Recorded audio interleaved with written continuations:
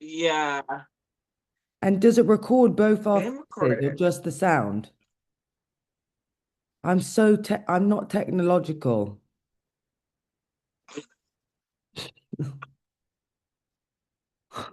I'm not good at tech. I'm not good at the tech. Okay, but yeah, I can be there for your show, which is amazing. Okay, amazing. Where's it going to be? Can't wait. Can't wait to see. It's going to be at Saraband, so it'll be in the Haggerston space. Okay, brilliant.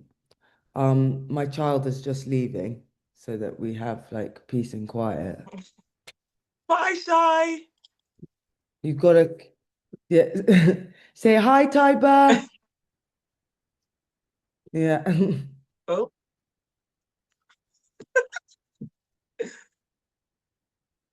Okay, see you later. Yeah. Um, so it's going to be really casual. Yeah, I just have a lot of respect for what you do, who you are.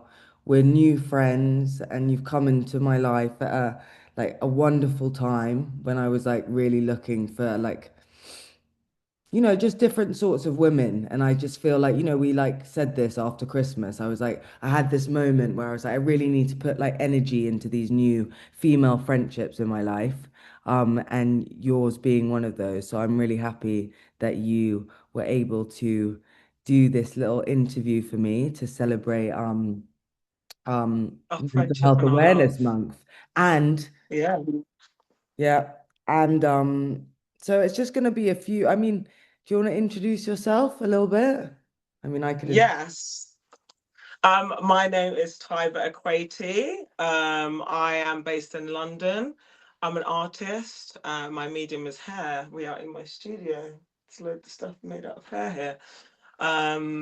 Yeah, that's who I am.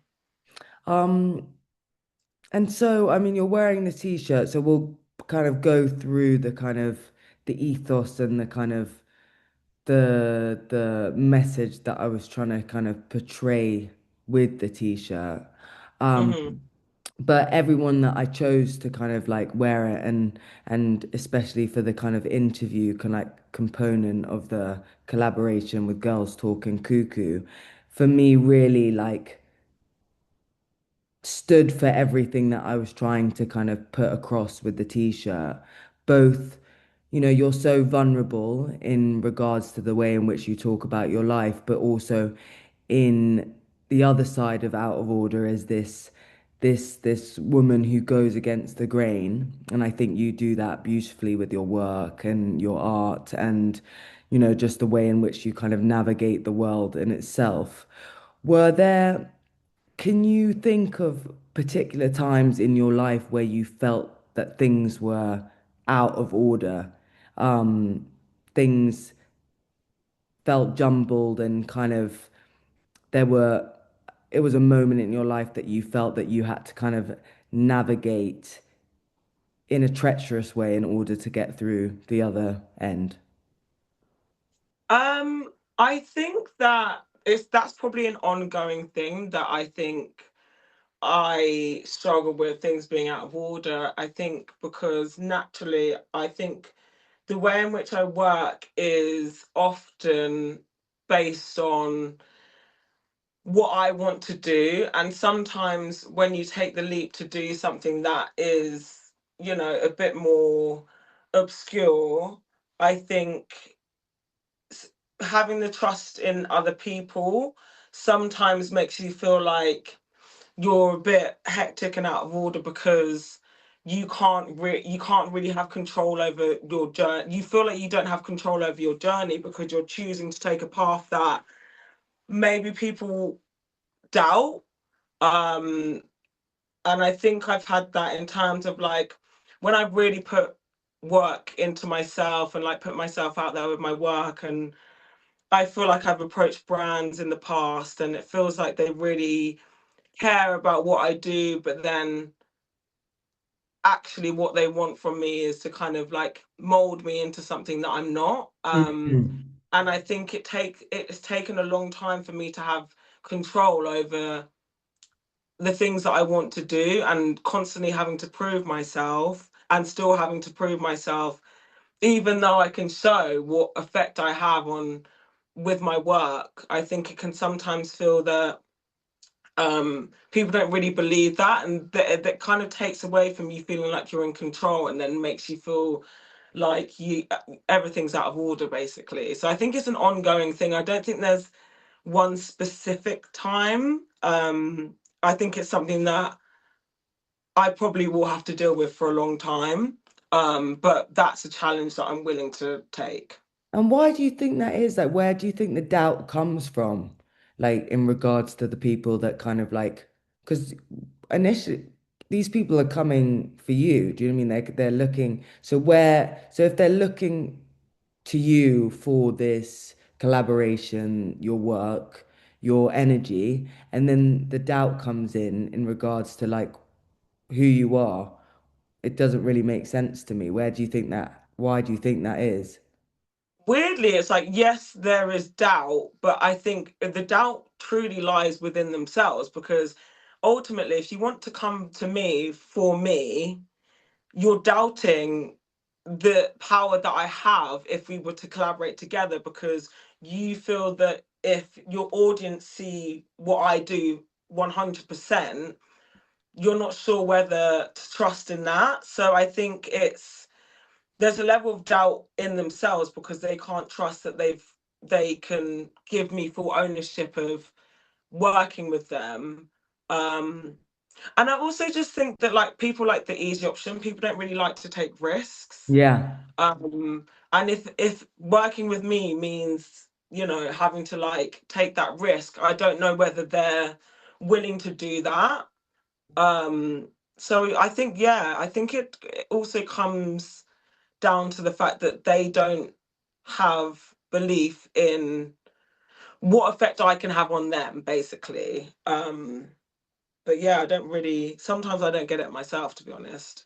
Where did you, it's I think this is also an ongoing kind of process, but where did that self-belief for you start from in terms of like kind of like trusting your gut and your instinct, but also I think more importantly, like you said, to take risks. And I think that really is what I mean by like being out of order is like it's someone who goes against the grain and does things their own way. And I feel like your art is a complete like kind of portrayal of this message. How did you kind of like find it in yourself to kind of like do things your own way and go against what like,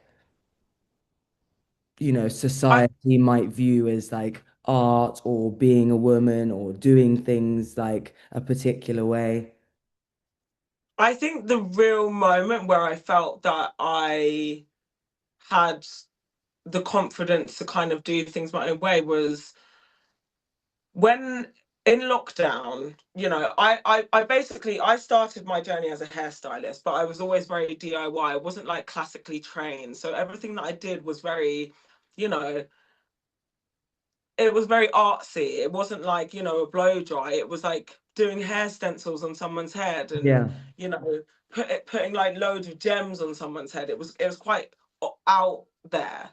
And I think when lockdown happened and I couldn't do people's hair, I was like, I still need to be able to do this, but how can I do it without doing it on people's heads? So I then started looking around my house, and I had like bags of hair, like the old pieces of furniture, and then I started making stuff like sculptures in my house. And I had this moment where I was like, wow, I can actually just do this. And then when I started putting it out there, the way it was received was like I felt some sort of validation that like what I was doing, however weird it felt in the moment, actually made a lot of sense. Yeah. And then I kind of continued doing it, and then over the years I've developed it and refined it. And I do think in the art world it's tricky though, because art is subjective and people can question whether it's art or not. But I think the way I'm using hair, and the way I develop as an artist, I have that belief in myself because of how it's been received and appreciated by people that I wouldn't expect to appreciate it so early on in my journey. Um, so yeah, I think that was the pivotal moment in my art career, I think.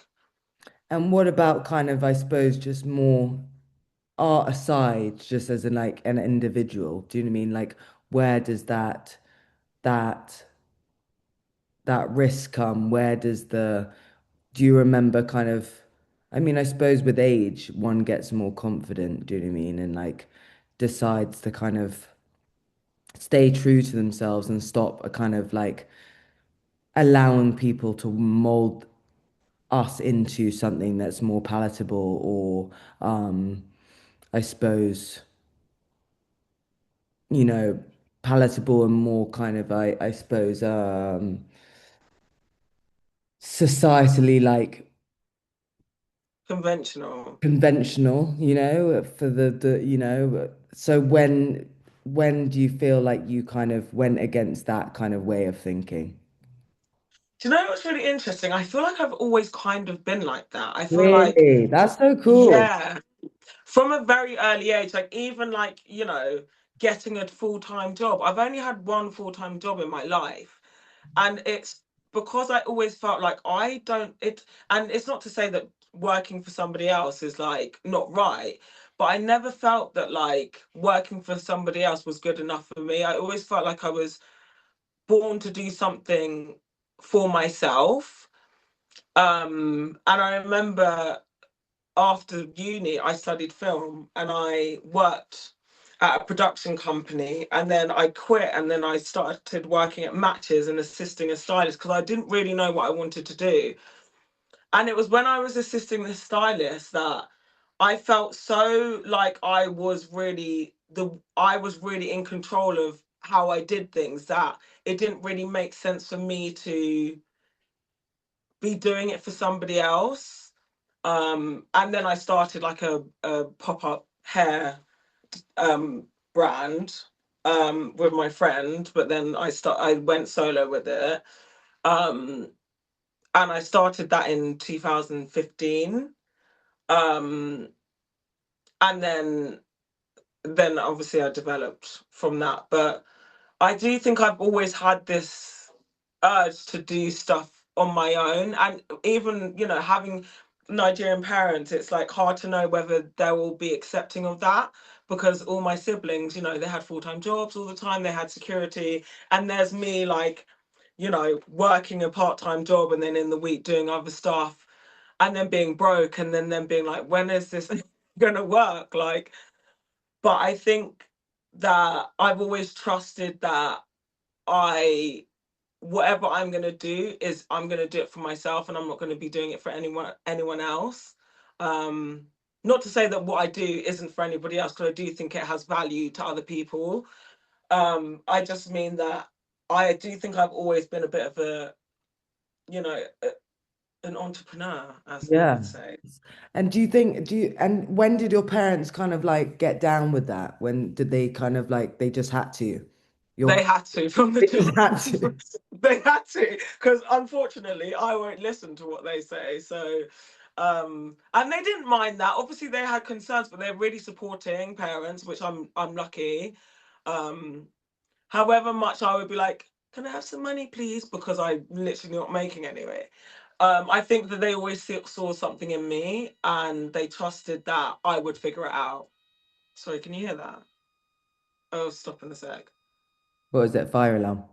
Yeah. No, it's not fire alarm, it's alarm. Yeah, stop now.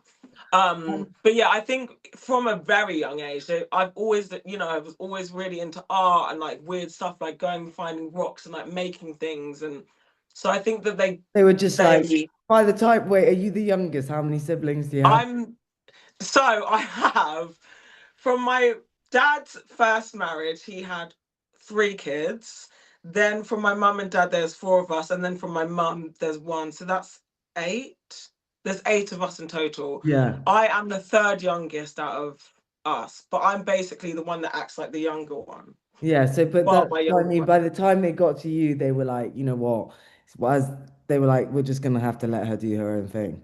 we're just gonna have to let her. Um, what do you love most about being a woman?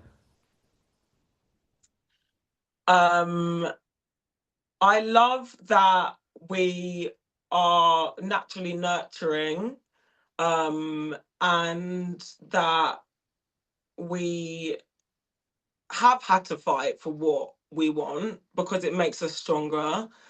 Um, and that we really look after each other. I do think women really tend to look after each other a lot more. Um, and yeah, I think those are the three things that I love about being a woman. What do you not love about being a woman, if anything? I mean, a woman and being a black woman Yeah, is, you know, being a black woman, I think is tricky and hard because you're clearly treated differently. Whether people like to admit it or not, you're expected to take a lot more. You're expected to, you know, uh, be, you know, act calmer in yeah, literally. situations when, you know, I could be stood next to my friend and, you know, my friend could be being rude to somebody and I could not be, but then I'd be the one to feel the brunt of it because I'm seen as different. Um, so I think that the most tricky thing is how people perceive you naturally as a black woman is really hard, and having to like, you know, almost play a game of like being like, I have to think so much more before I speak or react to certain situations because people will weaponize it. And I think that makes it hard to be a woman, specifically a black woman. Yeah. It's a dance, isn't it? Because it's like, and obviously it's different between being mixed and obviously there's we don't even need to go into it. We know there's Yeah, like there's different levels. There's so many different different levels. Do you levels. know what I mean? There really is. That's the reality of it. But it's you have to be so aware of you're already before you like open your mouth, there are already like um expectations and kind of like a perception that's already kind of been created Mhm. on how you should be or how they view you to be.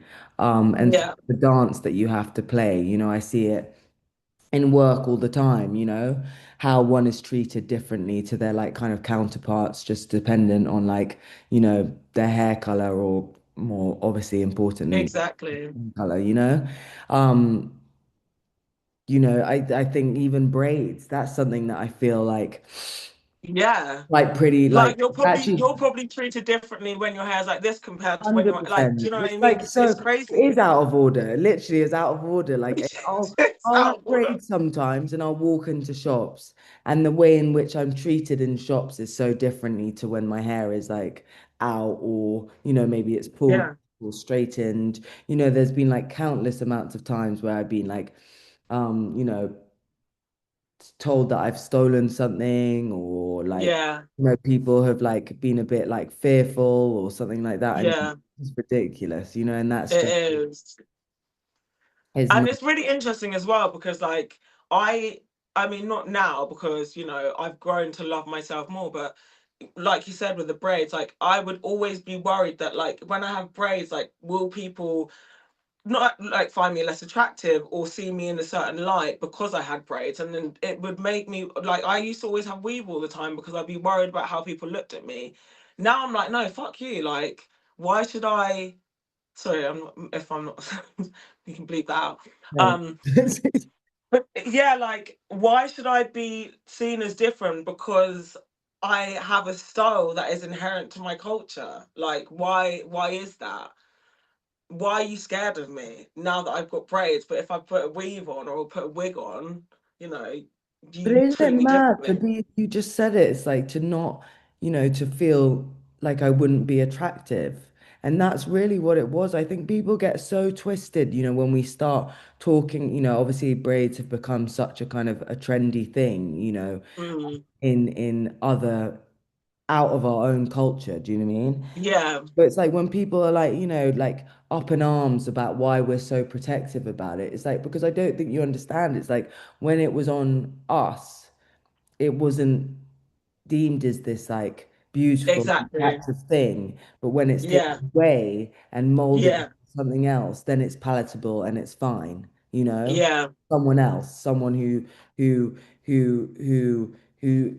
isn't part of the culture. And so I think Yeah. like it really was that. Like I remember when I had braids, I it was like you know, I just there was nothing I wanted more than to have like straight hair for a bit because it was Exactly. that's all I saw around and that's all anyone told me that was like, you know, the an attractive way to wear your hair, you know? Yeah. Um I mean, and that makes me think about like just us sharing these stories and kind of like there are so many ways in one. I think it's also what you said before about how we as women like kind of look after each other and our like incredible way of like listening when we do, you know, when we're not like kind of up against Against each other. exactly Yeah. when we actually work together. It's insane the kind of like how our lived experience and our understanding of our one's own experiences can like shape us and shape the community. Yeah.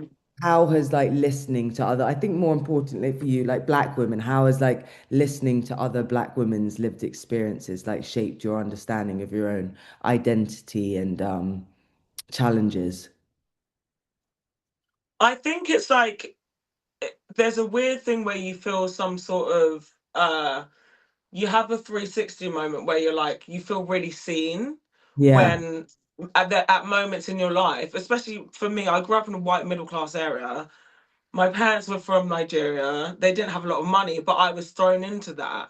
And finding people who have had the same experience or similar experiences, or just because they are black women, that level of understanding makes you feel so seen and then brings you a lot more confidence that you didn't have before. And I think it's so important to have that so you don't feel alone in it. yeah, totally. Um, if you could share one piece of advice for another woman navigating moments of doubt, like you said, because it's so cool to hear from you and know that you've always kind of been like very self-assured. It's very rare to hear that from someone.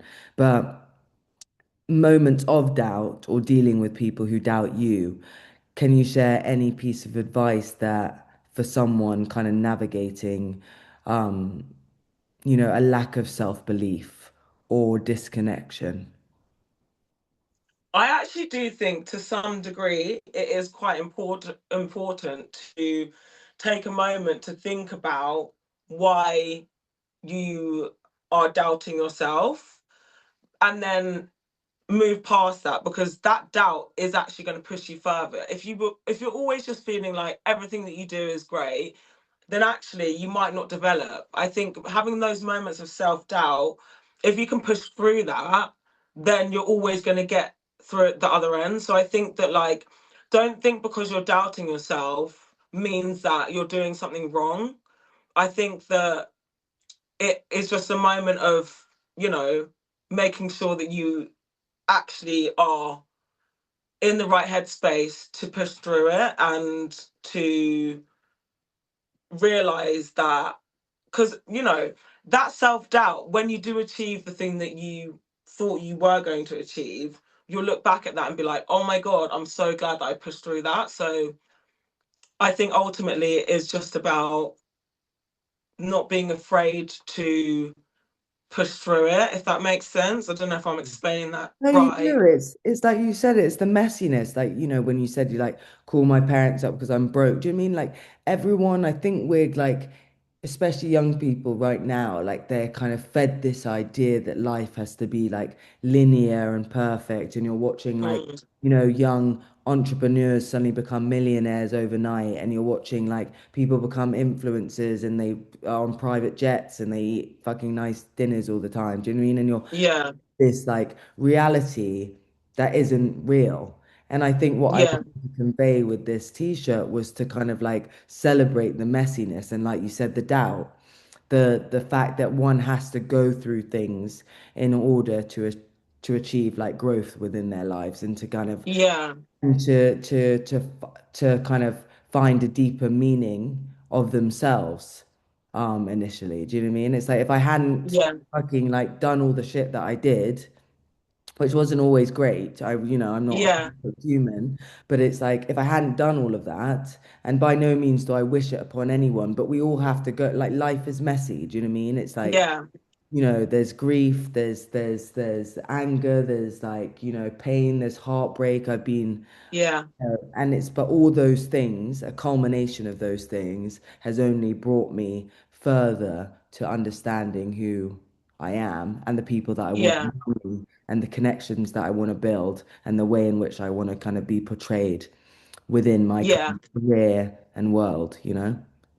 Yeah, I agree. And I also think sometimes self-doubt comes through when you're comparing yourselves to other people, and whether you're conscious of it completely or not, it often is a comparison to what other people's journeys are. And I think that you kind of have to try your best not to, because everyone's journeys are different. Sometimes people seem smooth sailing, but we don't truly know what people go through to get to that point. So yeah.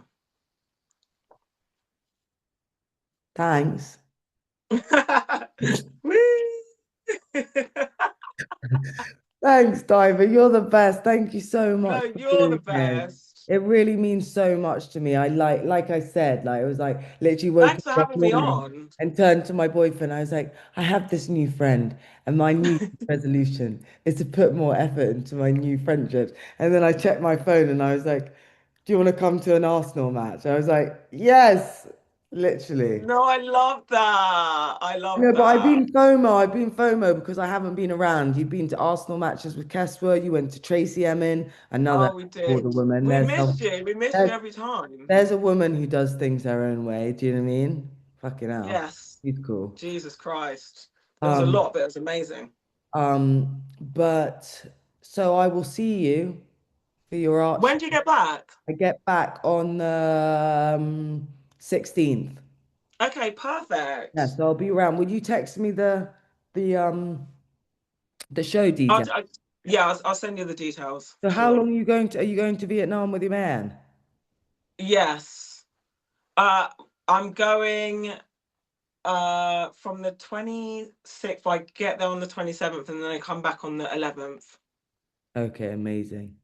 So I'll Yeah. see you when you're back then. And I can't wait Yeah. for your show. That's going to be so cool. Yeah, I can't wait. I'm scared, but it'll be Are you cute. scared? I'm scared.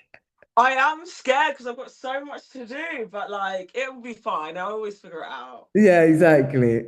I will figure it out. I'm gonna have some late nights in the studio, but yeah, Yeah, you'll figure it out I exactly. will. Thank you so much. Thanks for being my ultimate out of order woman. You're the fucking best. No, you're the best. Mad love. So you're the best. You're the best. Okay, love you. Have a Love good you. evening or morning. Love you, love Um, you. I'll I speak will, to you do I later. just press not record?